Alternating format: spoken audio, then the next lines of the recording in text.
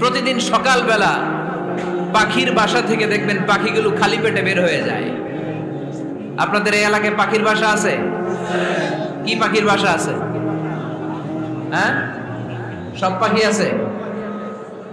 তো সকালবেলা দেখবেন পাখির বাসা থেকে পাখিগুলো খালি পেটে বের হয়ে যায়। বিকেল বেলায় পাখিগুলোর ওদর পূর্তি করে পেট ভর্তি করে আবার পাখির নিড়ে ফিরিয়ে দেয় কে? কারণ পাখিগুলো তাওয়াক্কুল করেছে কার উপর? পাখিগুলো তাওয়াক্কুল করে যদি পাখির নিড়েই বসে থাকতো, ওদের পেটে খাবার আসতো? কথা বলেন। বিশ্বনবী এটাই বললেন, তাকদু খিমাসান ওয়া তারুহু বিতানান। তোমরা যদি পাখির মতো তাওয়াক্কুল করো, মানে আল্লাহর উপর তাওয়াক্কুল করে জমিনে বের হয়ে যাও, তোমাদেরও রিজিকের দায়িত্ব নিয়ে নিবে কে? সকালবেলা প্রতিটা পাখি না খেয়ে বের হয়ে যায়। একটা পাখির পেটের ভেতরে কোনো দানা পানি নাই, কিন্তু আল্লাহর উপর তাওয়াক্কুল করে পাখিগুলো যখন বের হয়ে যায়, বিকেল বেলা পেট ভর্তি করে ওদর ভর্তি করে আবার পাখির নিরে পাখিগুলোরে ফিরিয়ে দেয় কে? পাখিগুলো কি আমাদের মতো খাবার জমা করে রাখতে পারে? আমরা তো 7 দিনের বাজার একবারে করে ফ্রিজে রাখি। পাখিদের ফ্রিজ আছে না? আছে। আমাদের অতিরিক্ত টাকা হলে আমরা ব্যাংকে ব্যালেন্স করে রাখতে পারি, অ্যাকাউন্ট করে রাখতে পারি। পাখিরাও তো অ্যাকাউন্ট করে রাখে না? না, প্রতিদিন না খেয়ে বের হয়। কালকে ওই পাখিটা কি খাবে, কোন জায়গা থেকে তার রিজিকের ব্যবস্থা হবে, আল্লাহ ছাড়া কেউ জানে। এটার নাম তাওয়াক্কুল। এটার নাম কি? আমাদের সাধ্যের, আমাদের ক্যাপাসিটি, আমাদের ক্যাপাবিলিটির সবটুকু করে আমরা তাওয়াক্কুল করি একজনের উপর। চিল্লায় বলেন, তিনি কে? এজন্য ইসলাম আমাদেরকে শিখায়, সালাত যখন শেষ বের হয়ে যাও, কাজে নেমে পড়ো। কাজে কোনো লজ্জা নাই, পরিশ্রমে কোনো লজ্জা আছে? যিনি রিক্সা চালায় এতে তার কোনো লজ্জা আছে?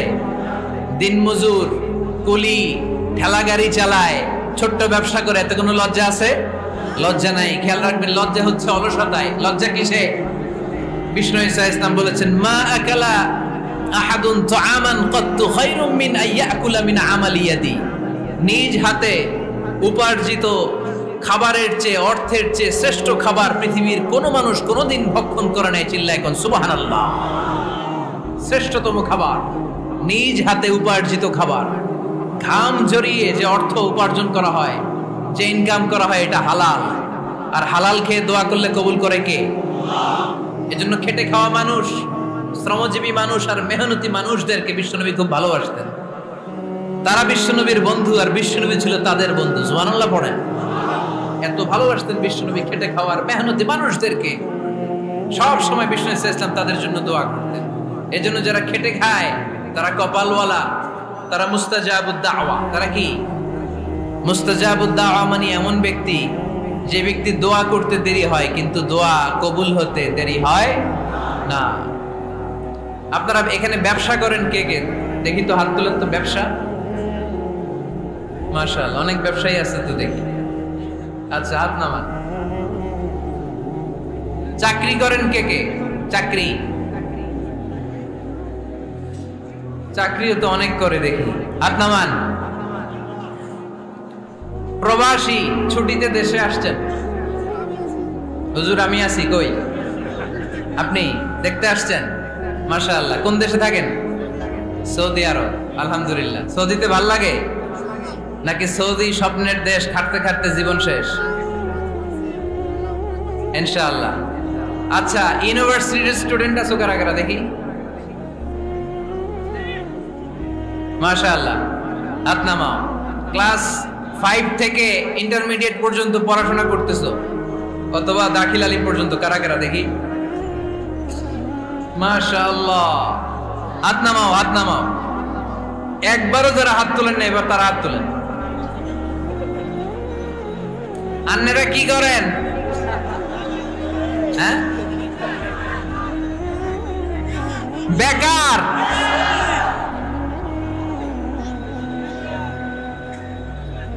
বাংলাদেশে চাকরির বাজার খুব মন্দা, ঠিক কিনা? বাংলাদেশ ইন্ডিয়াতে চাকরি পেতে অনেক কষ্ট। সামান্য একটা পদের জন্য যেখানে চেয়েছে ক্লাস 8 পাস, এখানে ডবল মাস্টার ডিগ্রি অ্যাপ্লাই করছে কয়েক লক্ষ। এজন্য আমাদেরকে উদ্যোক্তা হতে হবে। You have to be the entrepreneur. আমাদের উদ্যোক্তা দরকার বেশি বেশি, নতুন নতুন উদ্যোক্তা নিজেই এমন আইডিয়া নিয়ে আসবে যে আইডিয়া বিক্রি করে দুর্দান্ত আইডিয়া দিয়ে তুমি পুরো দেশ কাঁপিয়ে দিতে পারো। পারা যাবে না লক্ষ্মীপুরের ছেলেরা? আইডিয়ার অনেক দাম। You have to generate new ideas. নতুন নতুন আইডিয়া এনে মানুষ গোটা বিশ্বকে তাক লাগিয়ে দিচ্ছে। এই যে গত কয়েক বছর আগে কারের একটা রাইড চালু হয়েছে, নাম হয়েছে উবার। কি নাম? ঢাকায় যারা চলাফেরা করেন তারা হয়তো চড়েছেন। উবারের নাম শুনছেন না? এই উবার কোম্পানি কি করে জানেন? নিজেদের ব্যবসা নাই, পুঁজি নাই, পাত্তি নাই, অফিস নাই, কিচ্ছু নাই, কোটি কোটি টাকা হাতায় নিচ্ছে। Just idea, just they are generating new ideas. নতুন নতুন আইডিয়া দিয়ে গোটা বিশ্ব কাঁপিয়ে নিয়েছে একটা মোবাইল অ্যাপস এর মাধ্যমে। কিসের মাধ্যমে? Mobile apps. একটা কোম্পানি খুলেছে, গোটা বিশ্বের সব প্রাইভেট কারওয়ালারা ওইখানে রেজিস্ট্রেশন করে আপনি মোবাইলে কোথায় যাবেন, কোত্থেকে যাবেন লিখবেন, গাড়ি আপনার বাড়ির সামনে এসে হাজির। তার একটা পার্সেন্টেজ ওই উবার কোম্পানি পায়। ইউনাইটেড স্টেটস অফ আমেরিকার একটা স্টেট আছে সান ফ্রান্সিসকো, ওইখান থেকে শুরু করছে। 775টা সিটিতে ওদের অপারেশন আছে। বাংলাদেশে ঢাকাতেও আছে, আমি মালয়েশিয়াতে থাকি, ওখানেও আছে, ওখানেও আমরা চড়ি। প্রায় 63টা দেশে ওদের কাজ বাজ আছে। গত বছরে 2018 সালে ওদের প্রফিট ছিল, রেভিনিউ ছিল 11.27 billion US dollar, 11.27 US billion dollar. Just they are selling their ideas. নতুন নতুন আইডিয়া দিয়ে গোটা বিশ্ব কাঁপাচ্ছে। এই উবার যখন চালু হলো, আমি তখন মালয়েশিয়ায় শুনলাম বাংলাদেশে নতুন আর একটা বাইর হইছে, পাঠাও। কি নাম? এটা বোধহয় সারা বাংলাদেশ ব্যাপী হয় নাই, 3টা জায়গায়, সিলেটে, চট্টগ্রামে আর ঢাকায়। এরা আরো চালাক। বাংলাদেশের ছেলেপেলেদের মাথায় চিকন চিকন অনেক বুদ্ধি। এরা ভাবলো এই উবার দিয়ে আর আমরা কত আগাবো, আমাদের গাড়ি আরো ছোট করতে হবে। এরা মোটরসাইকেল রাইড দেওয়া শুরু করছে। জ্যামের শহর ঢাকা, চিপা চাপা দিয়া এরা আপনারা নিয়ে জায়গা মতো পৌঁছায় দেবে। তো এই যে উবারের পরে আমাদের ছেলেরা বানাইলো পাঠাও। এরপরে কত কিছু বানাচ্ছে ছেলেপেলেরা, আমি তো এগুলো দেখে অবাক। রকমারি.com নাম শুনছো? বিক্রয়.com নাম শুনছো? ঘরে বসে বসে কোটি কোটি টাকা হাতিয়ে নিচ্ছে তারা। Just they are selling their ideas. যেহেতু আমাদের চাকরি কম, ওই চাকরির বাজারে আমরা লাইন দিতে চাই না। আমাদের মেধাকে খাটিয়ে খাটিয়ে আমরা নতুন তরুণ উদ্যোক্তা বানাতে চাই। চিল্লায় বলো ঠিক কিনা? উদ্যোক্তা যত বাড়বে ততই দেশের কল্যাণ হবে। মানুষ তাদের আইডিয়াকে কাজে লাগিয়ে গোটা বিশ্বকে তাক লাগিয়ে দিচ্ছে। আমরা আমাদের সমতল ভূমিতে চাষ করতে চাই না। মালয়েশিয়াতে একটা এলাকা আছে ক্যামেরুন হাইল্যান্ড, ওরা পাহাড়ের মধ্যে চাষাবাদ করে গোটা মালয়েশিয়ার খাদ্যদ্রব্যের অভাবকে মুক্ত করে দিয়েছে। পাহাড়ের মধ্যে ওখানে ফুলের বাগান, ক্যামেরুন হাইল্যান্ড প্রায় 6000 ফিট উঁচু, প্রচন্ড ঠান্ডা। এই ঠান্ডা পাহাড়ি হিল ট্রাক্স এরিয়াতে মালয়েশিয়ার এই ক্যামেরুন হাইল্যান্ডে ওখানে আছে ফুলের বাগান, আছে ফলের বাগান, আছে চায়ের বাগান, ওখানে মধুর চাষ হয়, ওখানে শাকসবজি চাষ হয়, ওখানে অনেক কিছু চাষাবাদ হয়। ওই ফলমূল শাকসবজি দিয়ে গোটা মালয়েশিয়ার 14টা স্টেটে যত শাক সবজি ফলমূল লাগবে ওরা আঞ্জাম দেয়। আর আমরা আমাদের সমতল ভূমিতে চাষ করতে চাই না। আমরা চাষাবাদকে খুব লজ্জা মনে করি। এটা ভুল আইডিয়া। আমাদের যে এলাকা যে জিনিসের জন্য বিখ্যাত ওইটাকে আমাদের ব্র্যান্ডিং করতে হবে। লক্ষ্মীপুর কিসের জন্য বিখ্যাত? নারিকেল সুপারি। নারিকেল সুপারি যে পৃথিবীর কত মানুষ, ইন্দোনেশিয়ান লোকেরা মরির মতো খায় নারিকেল আর সুপারি। তো এইটারে আমাদের ব্র্যান্ডিং করতে হবে। যেই দেশে যেটা আছে, যে এলাকা যেই পণ্যের জন্য বিখ্যাত ওইটা আমাদের ব্র্যান্ডিং করতে হবে। আমাদের আদমজির জুট মিল বন্ধ না? ভাওয়ানি জুট মিল বন্ধ। আমাদের পাট শিল্পকে ধ্বংস করে দিয়ে ইন্ডিয়া এখন ওই কটনের পাঞ্জাবি বানায়, জুট কটনের পাঞ্জাবি। আছে না নাই? পুরা বাংলাদেশের মার্কেট এই জুট কটনের পাঞ্জাবি দিয়ে সয়লাভ। আমাদের বাংলাদেশের পাট দিয়ে যদি আমরা মিহি পাঞ্জাবি বানাতে পারতাম, গোটা বিশ্ববাজারকে আমরা দখল করে নিতে পারতাম। ঠিক কিনা? এজন্য আমাদেরকে নতুন নতুন আইডিয়া জেনারেট করতে হবে। চাকরির পিছনে বসে থাকলে চলবে না। আর আজান যদি হয়ে যায় ছুটে যাব মসজিদে, আর নামাজ শেষ হলে আমরা আমাদের কাজের দিকে চলে যাব। চিল্লায় বলেন ঠিক কিনা? যেটাই করব আমরা ভালোভাবে করব। আল্লাহ বলেছেন লিয়াবলুয়াকুম আইয়ুকুম আহসানু আমালা। লক্ষ্মীপুরের ভাইয়েরা আওয়াজ করে উত্তর দেন, আওয়াজ করে উত্তর দিতে হবে। জান্নাতে যেতে হলে 100তে কত নাম্বার পেতে হবে? হ্যাঁ, হয় নাই? 51। কি নাম তোমার? হ্যাঁ, ফরহাদ। জান্নাতে যেতে হলে 100তে আমার দরকার 51। 100তে কত লাগবে?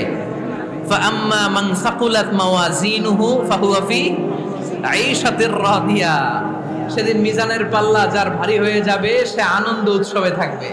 তো মিজানের পাল্লা ভারী হওয়ার জন্য 100তে আমার কত পাওয়া লাগবে? কত পাওয়া লাগবে? 51 পেলেই হয়ে যাবে। এজন্য আল্লাহ বলছেন লিয়াবলুয়াকুম আইয়ুকুম আহসানু আমালা। যেটাই করবে ভালোভাবে করবে। আল্লাহ এটা পরীক্ষা করতে চান যে আমরা ভালোভাবে কে কতটুকু আমল করেছি। যারা আরবি বোঝেন আলেম ওলামা আপনারা জানেন এখানে আল্লাহ বলেননি লিয়াবলুয়াকুম আইয়ুকুম আকসারু আমালা। আল্লাহ এটা দেখতে চান যে তোমাদের মধ্যে থেকে কে বেশি আমল করে। এটা বলছে আল্লাহ? বলে নাই। আল্লাহ বলেছে লিয়াবলুয়াকুম আইয়ুকুম আহসানু আমালা, যে ভালো করে করে। এজন্য আমরা যাই করি না কেন কি করে করব? আওয়াজ করে বলতে হবে। কেমন করে করব? যে কোনো কাজ করো না ভাই, যে কোনো কাজ করো তা যেন হয় সবার চেয়ে সবচেয়ে সুন্দর। পড়েন, যে কোনো কাজ করো না ভাই, যে কোনো কাজ করো তা যেন হয় সবার চেয়ে সবচেয়ে সুন্দর। পড়েন, যে কোনো কাজ করো না ভাই, যে কোনো কাজ করো তা যেন হয় সবার চেয়ে সবচেয়ে সুন্দর। হোক না সেটা পড়া লেখা, রঙের ভাষায় ছবি আঁকা। পড়েন, হোক না সেটা পড়া লেখা, রঙের ভাষায় ছবি আঁকা। হোক না সেটা সামান্য কাজ কিংবা মহত্তর, তা যেন হয় সবার চেয়ে সবচেয়ে সুন্দর। যে কোনো কাজ করো না ভাই, যে কোনো কাজ করো তা যেন হয় সবার চেয়ে সবচেয়ে সুন্দর। চিৎকার করে বলেন ঠিক কিনা? আমরা যেটাই করি না কেন এটা ভালো করে করার দরকার আছে না নাই? এজন্য কাজে আর শ্রমে কোনো লজ্জা নাই। লজ্জা হচ্ছে অলসতায়। লজ্জা কিসে? অলসতায়। বিষ্ণু ঈসা ইসলামের কাছে এক সাহাবী এসে বলল, ইয়া রাসূলুল্লাহ আ'তিনি শাইআন, আপনি আমাকে কিছু দান করেন, আমার কিছুই নাই। বিষ্ণু বললেন, তোমার কিছু নাই? সাহাবী বললেন, ইয়া রাসূলুল্লাহ ঘরে আমার শুধু 2টি জিনিস আছে। কয়টা? চিল্লায় বলেন কয়টা? এক হচ্ছে একটা জামা, 2 হচ্ছে পানি খাওয়ার একটা জগ। বিষ্ণু বললেন, এই 2টাই নিয়ে আসো। বিশ্বনবীর কথা শুনে ওই সাহাবী ঘর থেকে জামা নিয়ে আসলেন, পানি খাওয়ার জগ নিয়ে আসলেন। বিশ্বনবী সাল্লাল্লাহু আলাইহি ওয়াসাল্লাম ওনার মুবারক হাত দিয়ে এক হাতে জামা ধরে আরেক হাতে পানির জগটা ধরে সাহাবীদের দিকে উদ্দেশ্য করে বললেন, মাইয়াশতারি হাদাইন, এই 2টা জিনিস কেনার মতো কে কে আছে দেখি? কয়েকজন হাত তুললো। বিশ্বনবী বললেন, কত দিয়ে কিনবা? এক সাহাবী বলে, ইন্নী আশতারিহিমা বিদিরহাম। ও নবী, যদিও এগুলো আমার দরকার নাই, কিন্তু আপনি যেহেতু নিলামে ডাক তুলেছেন, ইয়া রাসূলুল্লাহ ইয়া হাবিবাল্লাহ, আপনার সম্মানে আমি 1 দিরহাম দিয়ে 2টা জিনিস কিনে নেব। 1 দিরহাম, একটা জামা, একটা পানি খাওয়ার জগ, দাম কত? 1 দিরহাম। বিশ্বনবী বললেন, না না, 1 দিরহাম তো অনেক কম হয়ে যায়। মাইয়াজিদু আলা যালিক, এর চেয়ে বেশি দামে কে কিনবা? আরেক সাহাবী হাত তুলে বলতে লাগলো, ইয়া রাসূলুল্লাহ ইয়া হাবিবাল্লাহ ওয়া ইন্নী আশতারিহিমা বিদিরহামাইন, আমি এই জামাটার পানি খাওয়ার জগটা 1 দিরহাম নয় 2 দিরহামের বিনিময়ে কিনতে চাই। বিষ্ণু ঈসা ইসলাম ওই সাহাবাকে দিয়ে 2 দিরহাম নিয়ে, যে লোকটা ভিক্ষা করতে এসেছিল তার হাতে 2 দিরহাম দিয়ে বললেন, যাও 1 দিরহাম দিয়ে ঘরে খাবার কিনে দিয়ে আসো, আরেক দিরহাম দিয়ে একটা কুঠার কিনে নিয়ে আসো। শুনতেছেন? কি কিনে নিয়ে আসো? কুঠার দিয়ে কি করে? গাছ কাটে। ওই সাহাবী কুঠার কিনে নিয়ে আসার পরে বিশ্বনবী নিজ হাতে কুঠারের মধ্যে একটা কাঠের হাতল লাগাই দিলেন। আল্লাহু আকবার। হাতল ছাড়া কুঠার ইউজ করা যাবে? বিশ্বনবী নিজ হাতে ওই কুঠারের ভেতরে একটা হাতল লাগাই দিলেন আর বললেন, লা উরিদু আন আরাকা 15 আইয়াম, এই কুঠার নিয়ে জঙ্গলে যাও, গায়ে অনেক শক্তি আছে, কাঠ কাটো, এই কাঠ কেটে বাজারে বিক্রি করো, সামনের 15 দিন যেন আমি আমার চোখের সামনে তোমার না দেখি। বিশ্বনবীর পরামর্শ অনুযায়ী কুঠার নিয়ে ওই সাহাবী জঙ্গলে চলে গেলেন। কাঠ কেটে বাজারে বিক্রি করতে করতে 15 দিন পরে 10 দিরহাম নিয়ে বিশ্বনবীর দরবারে হাজির হয়ে গেলেন। 10 দিরহাম নিয়ে বিশ্বনবীর কাছে হাজির হয়ে গেলেন। সাহাবী এসে বলল, ইয়া রাসূলুল্লাহ, এখন আর আমার ভিক্ষা করা লাগে না, আমার গায়ে অনেক শক্তি আল্লাহ দিয়েছে, আই এম ভেরি এনার্জেটিক। আপনার দেয়া বরকতের কুঠার দিয়ে আমি কাঠ কেটে কেটে স্বাবলম্বী হতে শুরু করেছি। সুবহানাল্লাহ পড়েন। আমি এখন 10 দিরহামের মালিক। বিশ্বনবী বললেন, লা আইয়াহতাতিবা আহাদুকুম হুজমাতান আলা যাহরিহি খায়রুম মিন আইয়াসআলা শাইআন ফায়ু'তিয়াহু আও ইয়ামনাহু। যাদের গায়ে শক্তি আছে তারা ভিক্ষা না করে কাঠ কেটে পিঠে সেই বোঝা নিয়ে বাজারে বিক্রি করা অনেক ভালো। কারণ কারো কাছে যদি তুমি হাত পাতো, সে দিতেও পারে, নাও দিতে পারে। আর কষ্ট করলে কষ্ট কোনোদিন বৃথা যায় না। চিল্লায় বলেন ঠিক কিনা? বিষ্ণু ইসা ইসলামের অনুপ্রেরণায় এই সাহাবা অল্প কিছুদিনের ব্যবধানে স্বাবলম্বী হয়ে গেলেন। What is the moral of the story? বিশ্বনবীর এই প্রফেটিক স্টোরি থেকে আমাদের কি শিক্ষা? লেসন নাম্বার 1, বিশ্বনবী চাইলেই ওই 2 দিরহাম দিয়ে বলতে পারতো, যাও খাবার দাবার কিনে ফ্যামিলিতে দিয়ে আসো। সে ওই 2 দিরহাম নিয়ে খাবার দাবার কিনে ফ্যামিলিকে খাইয়ে রাত্রে আবার ভিক্ষায় নামতো। কথা কন, রাত্রে কি করতো? ভিক্ষায় নামতো। বিষ্ণু ইসা ইসলাম তাকে কাজ করে খাওয়ার জন্য উৎসাহ দিলেন। পাশাপাশি বিষ্ণু ইসা ইসলাম পার্মানেন্ট সলিউশন দিলেন। এজন্য পার্মানেন্ট সলিউশনের ব্যবস্থা করতে হবে। অনেকে আমরা যাকাত দেই, যাকাতের শাড়ি দেই, যাকাতের লুঙ্গি দেই, আছে না নাই? লক্ষ্মীপুরে এরকম দেয় নাকি? কি দেয়? হ্যাঁ, গাড়ি গাড়ি দেয়, শাড়ি না। যাকাতের শাড়ি, যাকাতের লুঙ্গি বলতে কোনো কথা ইসলামে নাই। এগুলো খুব কম দামি শাড়ি, যাদেরকে এগুলো দেয়া হয় তাদেরকে অপমান করা হয়, ঠিক কি না? আল্লাহ বলেছেন, ওয়ালাকাদ কাররামনা বানি আদম, I have dignified the status of the sons of Adam. আমি আদমের সব সন্তানদেরকে সম্মানিত করেছি। সুবহানাল্লাহ পড়েন। আপনাদের চেয়ে সম্মানিত কেউ আছে? মানুষের চেয়ে সম্মানিত গোটা বিশ্বে আর কোনো মাখলুকাত আছে? নাই। এজন্য যাকাতের শাড়ি দেয়া যাবে না, যাকাতের লুঙ্গি দেয়া যাবে না। যাকাতের শাড়ি আপনারা দেখছেন, এটারে একবার ধোয়ার পরে দ্বিতীয়বার পরা যায় না। মশারি কি পাতলা, এর চেয়েও পাতলা। এই জন্য যাকাতের শাড়ি, যাকাতের লুঙ্গি বলতে ইসলামে কোনো পরিভাষা নাই। আপনাকে স্বাবলম্বী করে দেওয়ার চেষ্টা করতে হবে। যারা লক্ষ্মীপুর জেলায় বিজনেস ম্যাগনেট আছেন, তারা একসাথে হয়ে একটা স্ট্রং যাকাত ম্যানেজমেন্ট প্ল্যাটফর্ম করতে পারেন, যেখান থেকে আপনারা বিভিন্ন থানায়, বিভিন্ন গ্রামে বাছাই করে করে কিছু ভাইদেরকে যাকাত দিতে পারেন স্বাবলম্বী করার উদ্দেশ্যে। যেই ফ্যামিলিকে আছে, কি নাম এটার? পল্লী উন্নয়ন ক্লাব। মাশাআল্লাহ, যাকাত ফান্ড দিয়ে বিদেশে লোক পাঠায়। এর চেয়ে সুন্দর পদ্ধতিতে যাকাত বিতরণ আর হতে পারে? যেই লোকটাকে, যেই ছেলেটাকে বিদেশে পাঠানো হয়েছে, ওই ফ্যামিলিটা আর কোনোদিন যাকাতের শাড়ি নেওয়ার জন্য লাইনে দাঁড়াবে? যেই ছেলেটাকে ওনারা অস্ট্রেলিয়ান গাভী কিনে দিছে, দুধ বিক্রি করে যেই ফ্যামিলিটা স্বাবলম্বী হতে শুরু করেছে, তারা আর কোনোদিন যাকাতের লাইনে যেয়ে দাঁড়াবে না। এজন্য যাকাত দিতে হবে স্বাবলম্বী করার জন্য। ইসলাম আমাদেরকে এটাই শিখিয়েছে, কাজ করে খেতে হবে। কাজে লজ্জা নেই, লজ্জা হচ্ছে অলসতায়। লজ্জা কিসে? আজকের আলোচনা থেকে এটা মুখস্থ করে নিতে হবে। কাজে লজ্জা নেই। লক্ষ্মীপুরের ইয়াংস্টারেরা শ্রমে লজ্জা নেই, পরিশ্রমে লজ্জা নেই, লজ্জা অলসতায়। লজ্জা কিসে? আরো জোরে। নবীরা কি এমনি এমনি বসে বসে খাইছে? কঠিন পরিস্থিতিতেও নবীরা পরিশ্রম করে উপার্জন করা লেগেছে, ঠিক কিনা? সাইয়েদনা মারিয়াম আলাইহিস সালাম, যার নামে আল্লাহ তাআলা কোরআনে একটা সূরা দিলেন, উনি পৃথিবীতে এমন একজন মহিয়সী নারী, যেই নারীর গর্ভে, যেই নারীর পেটের ভেতরে স্বামীর স্পর্শ ছাড়া সন্তান দিয়েছে কে? সাইয়েদনা ঈসা আলাইহিস সালাম পেটে আসলেন। মারিয়াম আলাইহিস সালাম লজ্জা পেলেন।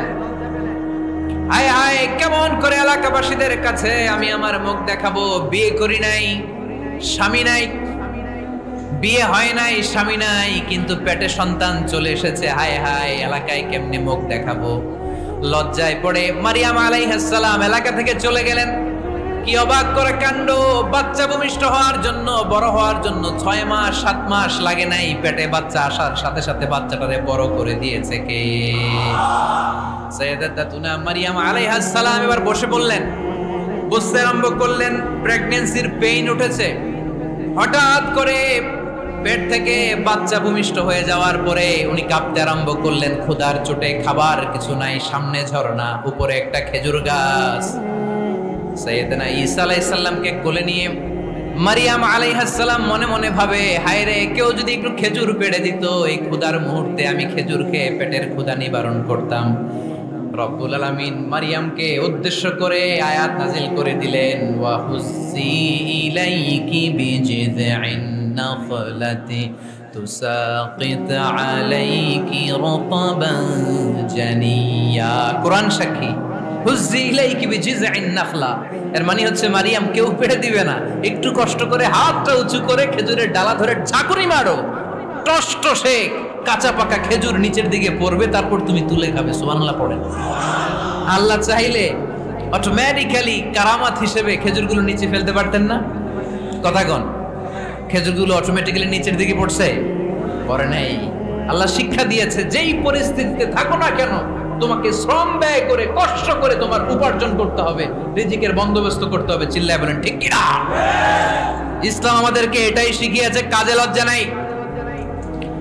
আবার বিশ্বনবী বললেন, ইন খামাতিস সাআ ওয়া ফি ইয়াদি আহাদিকুম ফাসিলাতুন, তোমাদের কারো হাতে যদি একটা চারা বীজ থাকে, সে যদি দেখে কিয়ামত হতে শুরু করেছে, ফাইন ইসতাতা আন ইয়াগরিসাহা ক্বাবলা আন তাকুমাস সাআ ফালইয়াগরিসহা, কারো হাতে একটা চারা বীজ নিয়ত করেছে, চারা বীজটা রোপণ করবে, ইন দ্য মিন টাইম দেখলো কিয়ামত হতে শুরু করেছে, বিশ্বনবী বললেন, যদি তোমার সুযোগ থাকে কিয়ামত হওয়ার আগে চারা বীজটা রোপণ করে দাও।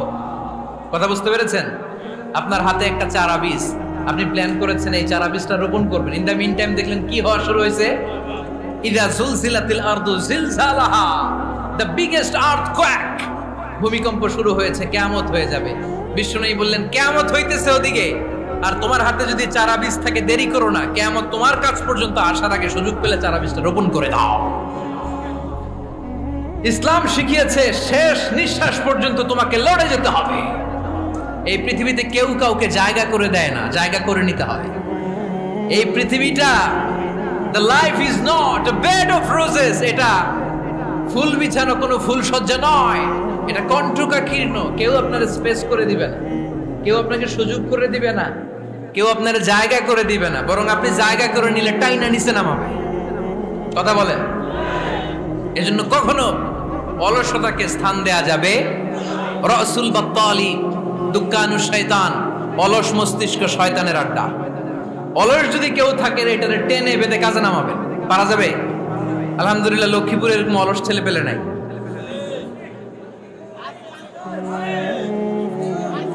আছে? আমরা আজকে অলসতাকে নো বলে যাবো এই মাহফিল থেকে।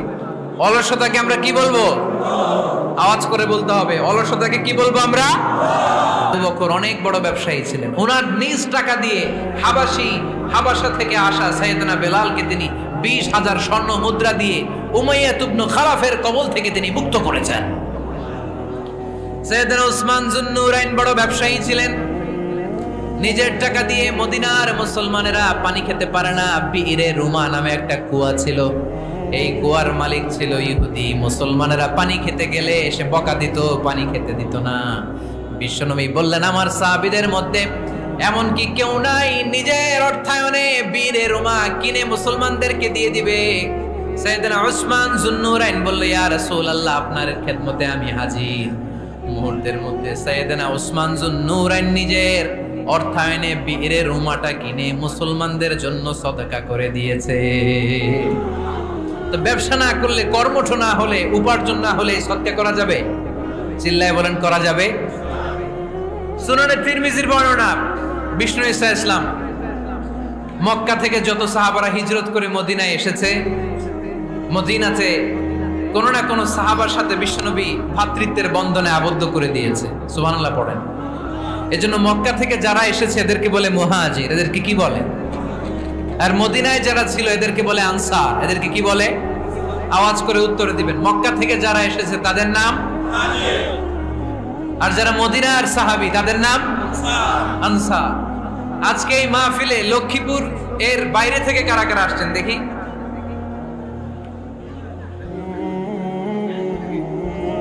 মাশাআল্লাহ মাশাআল্লাহ, অনেক আসছে। আল্লাহ ভাইদেরকে তুমি কবুল করো, হাত নামান। এই যে লক্ষ্মীপুরের বাইরে থেকে যে ভাইরা আসছে তারা লক্ষ্মীপুরের মেহমান, ঠিক কিনা? মক্কা থেকে হিজরত করে যে সমস্ত সাহাবারা এসেছিল তারা ছিল মদিনার মেহমান। বিশ্বনবী এক এক মক্কার সাহাবীকে মদিনার এক এক সাহাবীর সাথে ভ্রাতৃত্বের বন্ধনে আবদ্ধ করে দিলেন। আব্দুর রহমান ইবনে আউফ রাদিয়াল্লাহু তাআলা আনহু, ওনার সাথে ভ্রাতৃত্বের বন্ধনে যে সাহাবীকে বিশ্বনবী আবদ্ধ করে দিলেন ওনার নাম হচ্ছে সাআদ ইবনে রাবিয়া। কি নাম? মদিনার অনেক বড় ব্যবসায়ী। বিশ্বনবী বললেন, ও আব্দুর রহমান ইবনে আউফ, সম্পদ ছেড়ে দিয়ে, পরিবার ছেড়ে দিয়ে, স্থাবর অস্থাবর সব ছেড়ে দিয়ে আল্লাহ রাসূলের ভালোবাসায় মক্কা থেকে মদিনায় এসেছো। মদিনায় তোমার চিন্তা নাই, সাদ ইবনে রবিকে আমি তোমার ভাই বানিয়ে দিলাম। সাদ ইবনে রবি তোমার আপন ভাইয়ের মতো।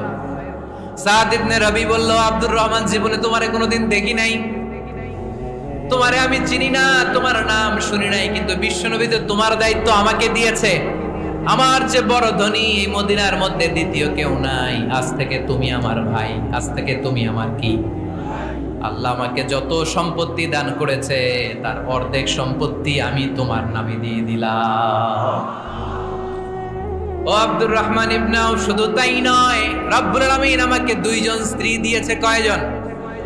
তুমি দেখো আমার কোন স্ত্রীকে তোমার বেশি ভালো লাগে, যার নাম তুমি বলবে সাথে সাথে আমি তারে তালাক দিয়ে দিব। তার ইদ্দত পালন শেষে তুমি তাকে বিয়ে করে তোমার সাথে নিয়ে যাবা। সুবহানাল্লাহ পড়েন।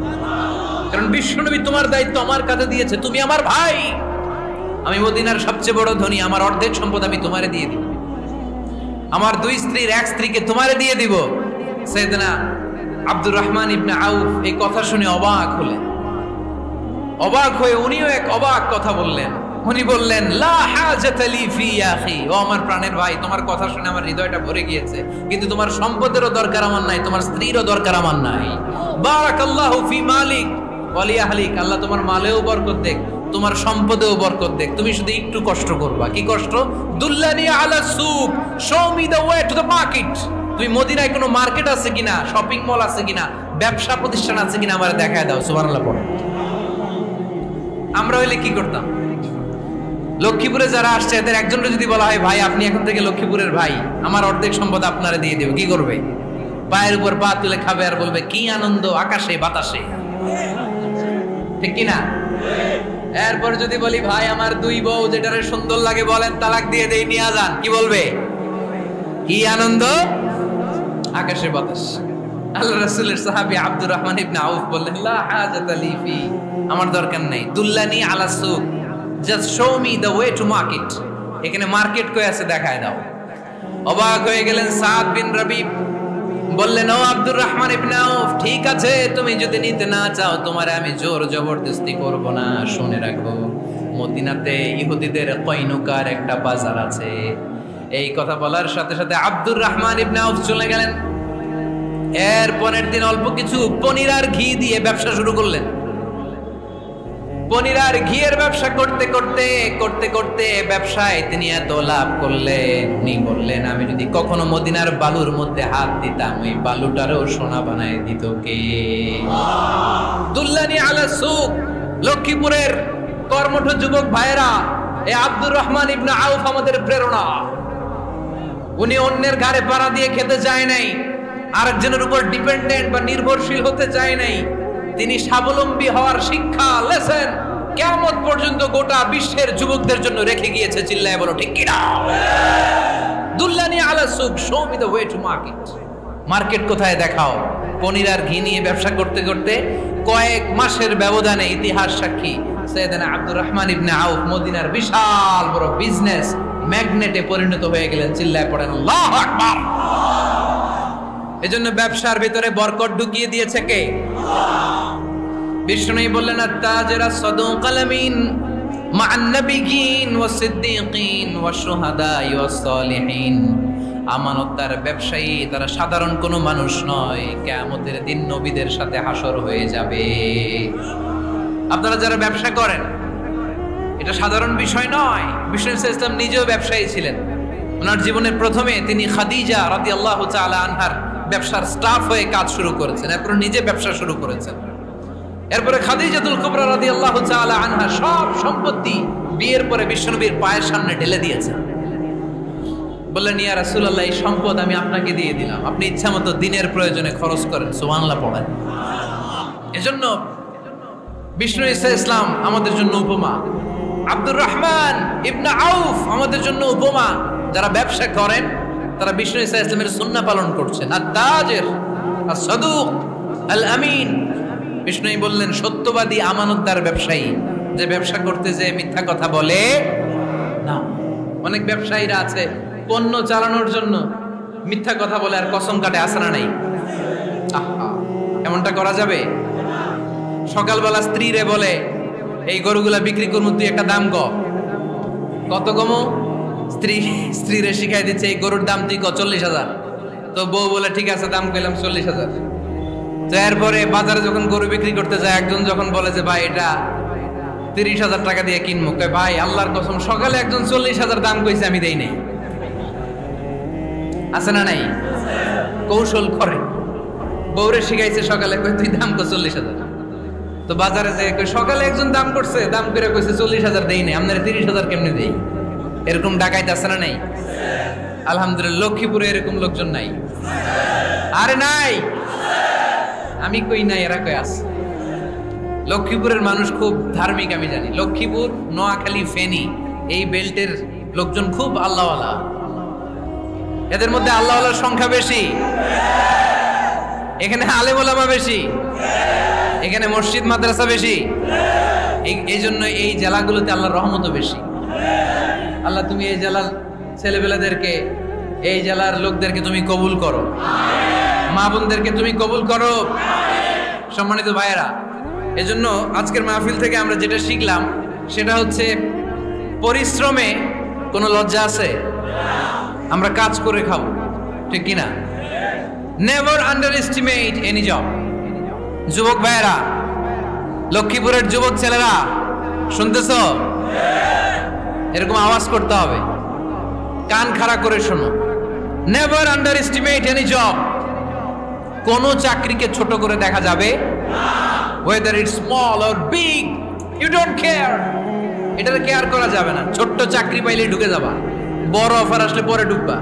এটা ছোট কাজ, এটা হোটেলের ওয়েটার, এটা ছোট্ট স্টাফ, এটা কেরানি না। কাজ কাজই, কাজের মধ্যে কোনো ছোট বড় নাই। খেটে খাওয়া মানুষকে বিশ্বনবী অনেক সম্মান করতেন। বিষ্ণু ঈসা ইসলাম খেটে খাওয়া মানুষদেরকে এত ভালোবাসতেন, বিদায় হজের মতো এত গুরুত্বপূর্ণ ভাষণও এই মেহনতি মানুষদের কথা বাদ যায়নি। সুবহানাল্লাহ পড়বেন না? দিনটা ছিল জুমাবার। বিষ্ণু ঈসা ইসলাম আরাফাতের ময়দানে দাঁড়িয়ে ঐতিহাসিক একটা ভাষণ দিলেন। এই ভাষণের নাম হলো বিদায় হজের ভাষণ। এই বিদায় হজের ভাষণেও খেটে খাওয়া মানুষের কথা বিশ্বনবী বাদ দেয় না। বিশ্বনবী বলেছেন,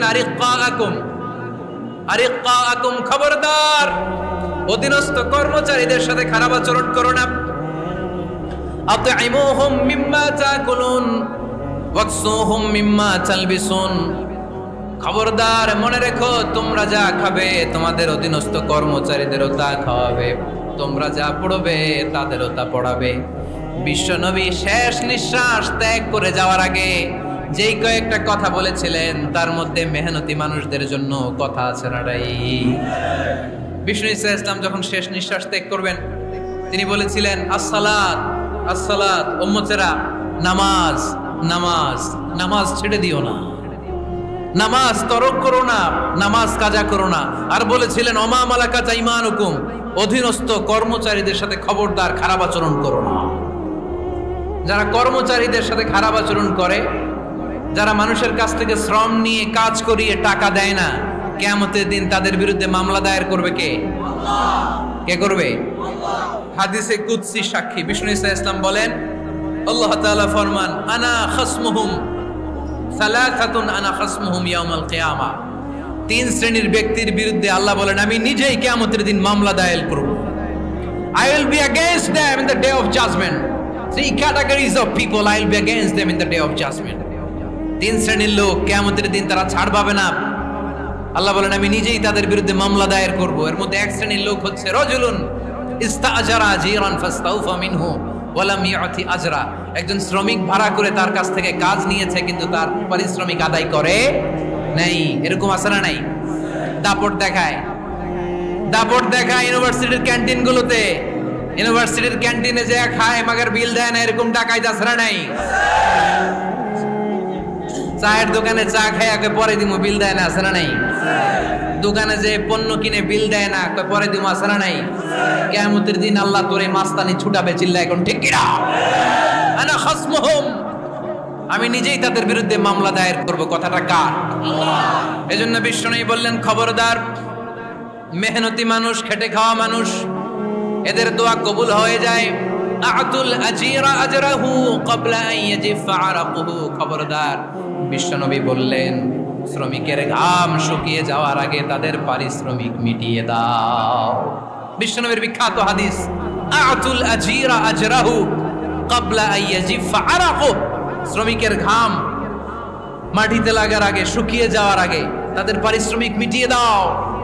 কেননা তারা যদি বদদোয়া করে তোমার জীবনকে জাহান্নাম বানিয়ে দিবে কে? বিষ্ণু ইসলাম সব সময় খেটে খাওয়া মানুষদেরকে আগলে রাখতেন।